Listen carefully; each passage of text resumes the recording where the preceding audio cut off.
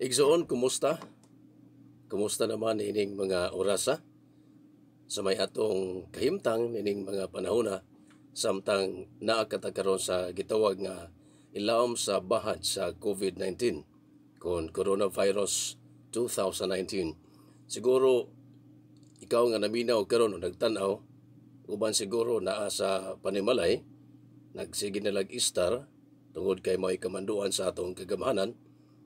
Uban sab siguro nagpadayon sa mga gimbuhaton nga panginabuhi pero doon na mga restrictions sigon gihapon sa kamanduan sa atong kagamhanan. Gumikan kini sa pangkalibutan nga bahad kini gitawag nga COVID-19. O daghanom atong mabasa sa mga social media ang lain-laing mga impormasyon, mga kasayuran, mga sharing, mga experiences sa mga hagit sa lain-laing nasod nga napektuhan ining maong balatian ang coronavirus. Halos daghanang mga nasod nga nasudlan sa nisgutan nga kagaw. Maong dinhi sa ato nasod sa Pilipinas, doon na po'y gihimo ang atong kagamhanan aron nga mabatukan o kapugngan ang pagkuyanap sa nisgutang virus nga gitawag og COVID-19. O di lang basta-basta kay kung di maka-fight ang atong lawas, paingon kita sa 6 feet below the ground. Sigun sab na sa mga nasinatian o nagkakahitabo sa pagkakaron. Mauna nga ang mga tao, lain-lain ang mga gibuhat aron nga makapawagtang sa kalaay. Lain-lain nga pamaagi, uban naggamit og mga social media. Uban naghimo og gardens mga panimalay ug daghanan pang uban, no, mga gibuhaton sa panimalay samtang naka-quarantena diya sa atong tasatagsa ka mga Pinoy-anan kay lagi limitado naman ang atong movement gumikan sa pagpaningkamo sa atong kagamhanan nga kapugngan ang pagkuyanap ining nisgutang nga balatian. Mao na nga karong panahon na igsoon mo abli ka sa imong television imong madunggan ang mga balita gisgutan corona, di ba? Muabli ka sa imong radyo, ayaw madunggan, corona. Abli ka sa imong pitaka, zero na. Ito ato na ng giyagig komedya. Kay aron nga mugaan-gaan ang inyuhang gibati karong mga orasa. Ini sa atong kahimtang sa pagkakaron. Abi ninyo mga igsoon, na tagad ang akong atensyon. Nakuha ang akong atensyon og pagtagad gumikan sa atong mabasahan sa matag karon og unya sa mga social media, labi na dining sikat nga Facebook. Dunay uban atong maigsuon nga nagapanghimaraot, nagadaot, nagabugal-bugal, nagatunglo sa atong mga lideres, labi na sa atong presidente nga si Presidente Rodrigo Roa Duterte. Maigsuon sa konteksto sa atong pagtuo sa atong balaang kasulatan. Doon na ba tayo katungod nga mo himaraot? Subay ikasulti sa balang kasulatan sa paghimaraot, pagtunglo, pagbugal-bugal, pagsultig dili maayo, batok sa atong lideres labi na sa atong presidente. Ato kanang paklion ang balang kasulatan, ang panid sa balang kasulatan. Og dito na to kuhaon ang tubag. Abi nimo higala diya sa mga kauban sa pagtuo ni Kristo. Ang pagtahod sa presidente nagpasabot sa atong pag-ila sa Dios nga maoy nagpahimutan kaniya. Ato balikon ha. Ang pagtahod sa presidente sama da nga maoy atong pag-ila o pagtahod sa Dios nga maoy nagpahimutan kaniya. Ato na paklion sa balang kasulatan sa Romans 13:1-2. So may giingon sa balang kasulatan, Roma 13:1-2. Sa in English, gikanayon, let every person be subject to the governing authorities, for there is no authority except from God. And those that exist have been instituted by God. Therefore, Whoever resists the authorities resist what God has appointed. And those who resist will incur judgment. Sa atong pinulungan nga binisaya, sa Bible nga binisaya, kinahanglan nga ang tanan magtahod sa mga naa sa kagamhanan kay walay otoridad nga dili tinugutan sa Dios, ug ang mga kagamhanan karon gipahimutang sa Dios. Busa, ang musupak sa kagamhanan nagasupak sa gitukod sa Dios, ug ang magbuhat niini unsay mahitabo silutan gayod. Tataw igsoon nga atong likayan ang paghimaraot, pagtunglo, pagdaot, pagbugal-bugal, pagsultig di maayo batok sa atong presidente, sa atong lideres sa pangkinatibukan. Abi nimo, unsa man kadako ang imuhang pagsupak, unsa man kadako ang imong wa pagkahiuyon sa atong presidente. Angay taong hunahunaon nga ang Dios mao'y nagpahimutang kaniya. Sama sa gibuhat sa Dios kang Parao. Niadtong panahon sa adlaw ni Moses, unsa bay gilatid sa balang kasulatan niadtong panahon ni Moses sa adlaw ni Parao. Ang Dios dunay rason sa tawo nga iyang tugutan nga mahimong lider. Kay iya ning gitugutan sa rason nga sibo sa iyang kagustuhan. For example, sa kang Parao panahon ni Moses. Kay diha sa kasulatan nagaingon ang Dios ngadto sa Paraon, gibuhat ko ikaw nga hari, aron pinaagi sa akong himuon batok kanimo, ikapakita ko ang akong gahom, ug ang akong ngalan maila sa tanang mga tao sa tibuok kalibutan. Dunay rason ang Dios nganong iyang gitugot kini nga tawhana nga mo'y mahimong lider, mahimong pangulo. Ug dunay rason ang Dios nganong gitugot niya nga si Presidente Duterte mo'y nahimong lider kanon sa atong nasod. Iya kanang pagtugot sama sa iyahang pagtugot niadtong panahon ni Parao. Panahon sa Old Testament sa time ni Moses. Unsa iyang rason niadto? Aron pinaagi kang Parao maila ang iyang gahom ug ngalan sa tanang tao sa kalibutan. Tungod kay gitugot sa Dios ang atong presidente nga mo'y mahimong presidente sa atong nasod, mo'y atong pangulo sa atong nasod, angayan ta siya nga tahuron o respetuhon. Kay ang dili pag-honor kaniya or pag-dishonor kaniya, pagbugal-bugal kaniya, pagtunglo kaniya, paghimaraot kaniya, pagsulti dili maayo bato kaniya, unsa may nahitabo tataw og direkta nga atong gidaot ang nagtugot nga si mahimutang diha. Gani ang balang kasulatan nagsulti nga mas labing maayo nga inay nga atong daoton hinon atong iuban sa pagampo. No? Atong ikuyog sa atong pagampo. Atong iampo ang lideres sa atong nasod, ang mga opisyal sa atong nasod. Ang Dios mismo nagsugo kanato sa pagampo sa atong mga opisyal. Balikon ko, ang Dios maoy nagsugo kanato sa pagampo sa atong mga opisyal, dili kay atong himaorauton or dauton. Duna gyud akong mabasahan igsoon nga ang uban murag naa sa kasuko wa kauyon. No? Dauton ang atong pangulo, ang atong lideres nga atong makita gyud diha sa atong balaang kasulatan kung nagabasa makita higala. Mga igsuon ko diha sa pagtuo ni Kristo, tataw og klaro kayo ang giingon sa balaang kasulatan.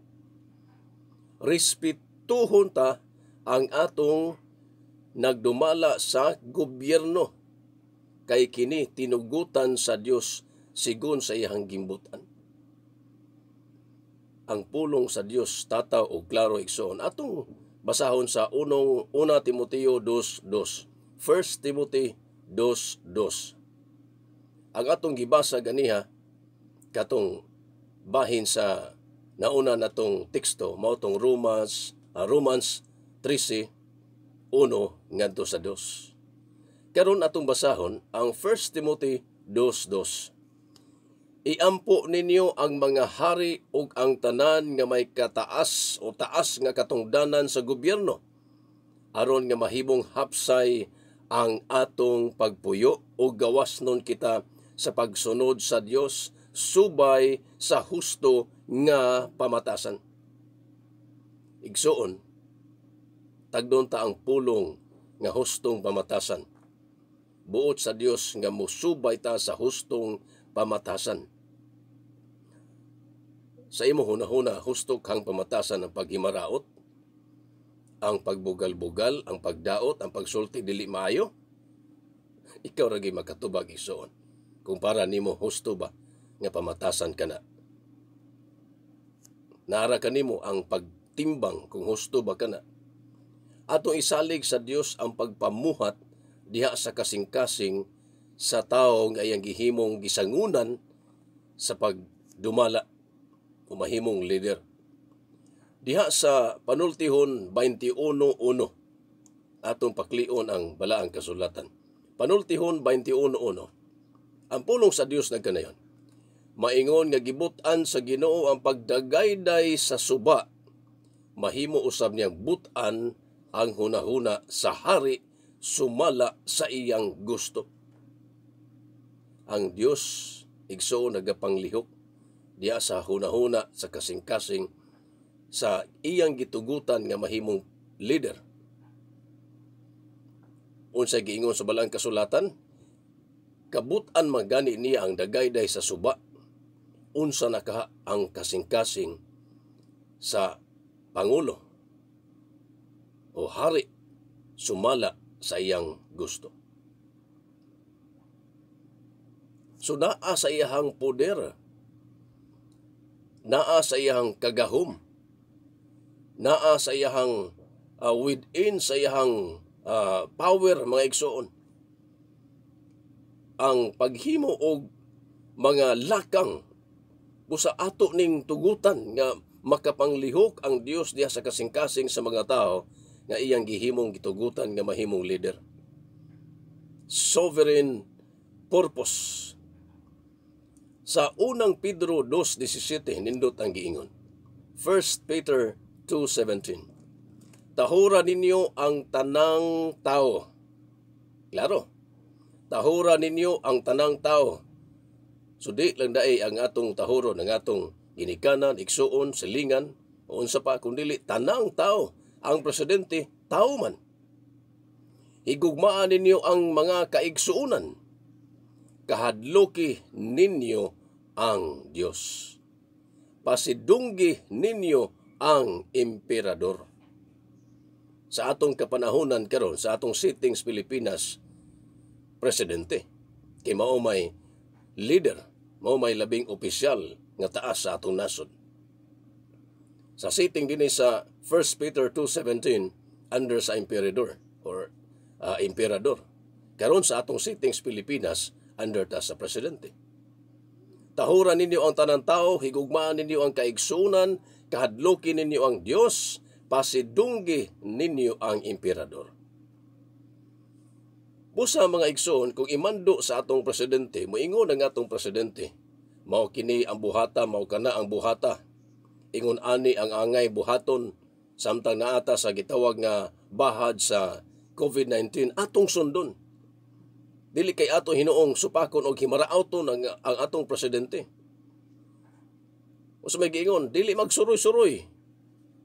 Supuyo us balay. Ayaw paglatagaw bisan asa. Restricted ta karon dumikan sa mga bahad. Ug ato ning sundon sa bug-os tang kasing-kasing nga di magbagulbol.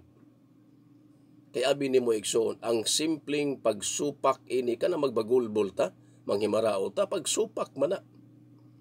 Ang simpleng pagsupak ini sama da nga atong gisupak ang gimbutan sa Dios. Usbon ko, ang simpleng pagsupak sa kagustuhan sa atong panggobyerno sama da nga atong gisupak ang kagustuhan sa Dios. Klaro. Ang itang sabton igsoon mao ni. Ibutan ta sa insaktong konteksto.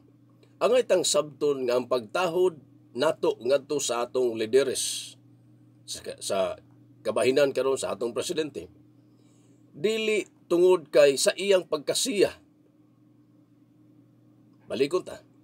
Ang atong sabton mao ni, ang pagtahod ta karon o ang paghatag natong respeto sa presidente dili tungod sa iyang pagkasiya, kundi tungod sa atong pag-ila og pagtahod sa nagpahimutang kaniya. Kinsa man ang nagpahimutang niya, ang balaang kasulatan mo'y nagtubag niya na kaganiya, ang Dios. Siya mo'y nagtugot nini. Nasa ato pa. Ang pagbugal-bugal, paghimaraot, pagdaot, pagtunglo, pagsultig dili maayo, batok sa atong presidente o sa atong leader, sama da nga atong gihimaraot ang Dios. Do you think ikalipay kini sa Dios? Ikaw kuno igsoon, himaraoton, sultihag dili maayo, malipay ka ba? Unsa na ka ang Dios nga siya ang naglalang kanimo? Igsoon, ikaw ray nasayod sa unsa may imong aksyon o nasa mong nahuna sa pagkakaron. Kung kini makapahimuot ba o dili sa Dios. Ang imong gibuhat igsoon abi nimo, di ginamatago.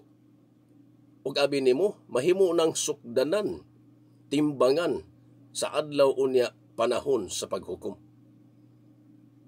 Moingon mo nga, mao ba? Naa na sa balang kasulatan.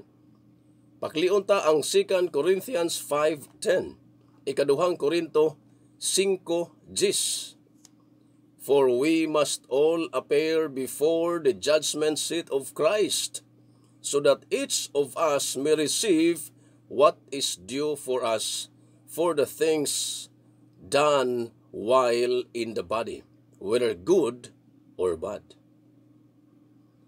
For we must all appear before the judgment seat of Christ, so that each of us may receive what is due us for the things done while in the body, whether good or bad.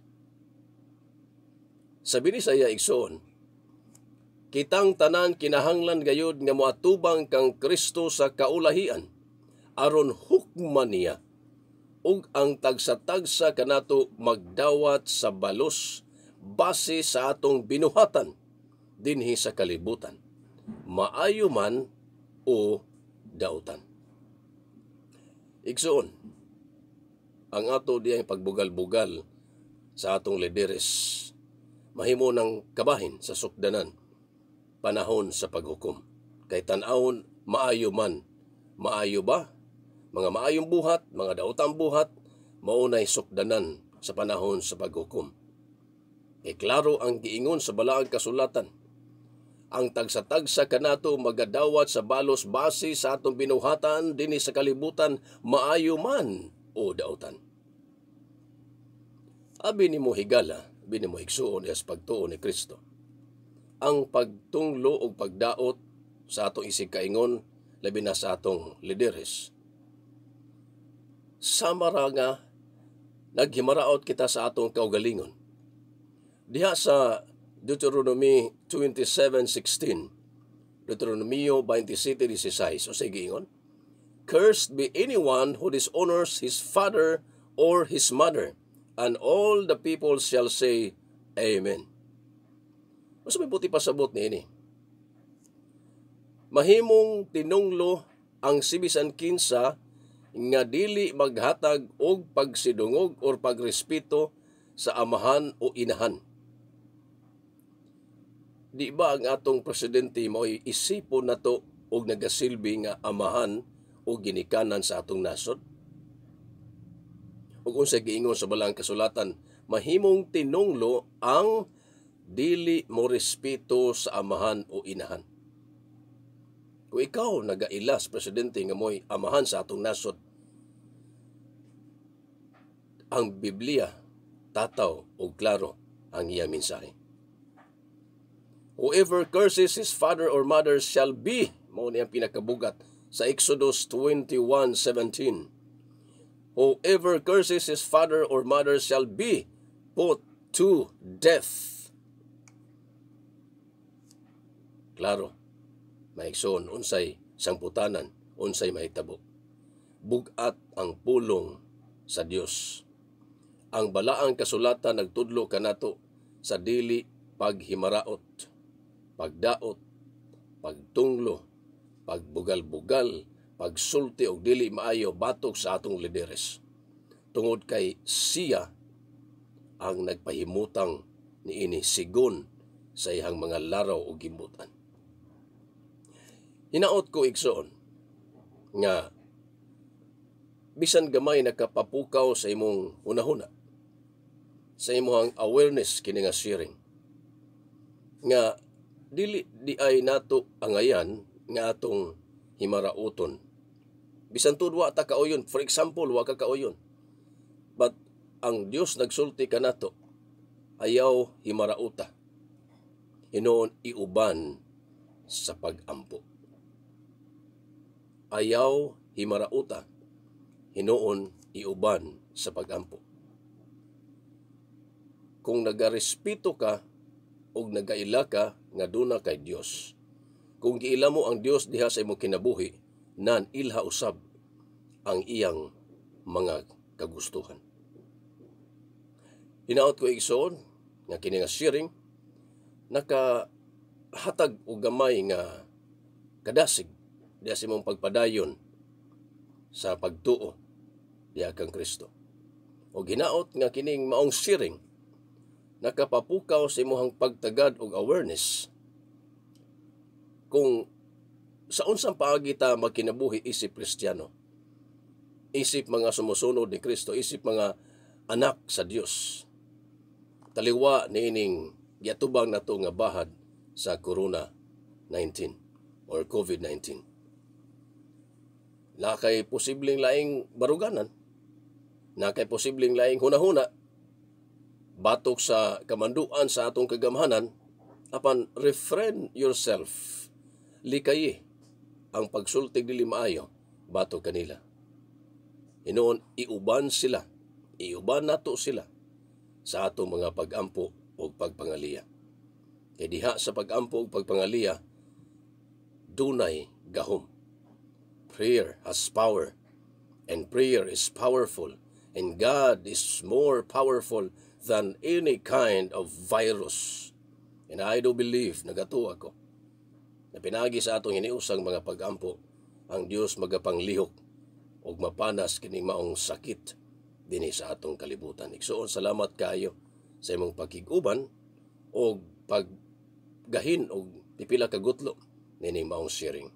Ang Dios magapanalangin kanatong tanan. God bless you.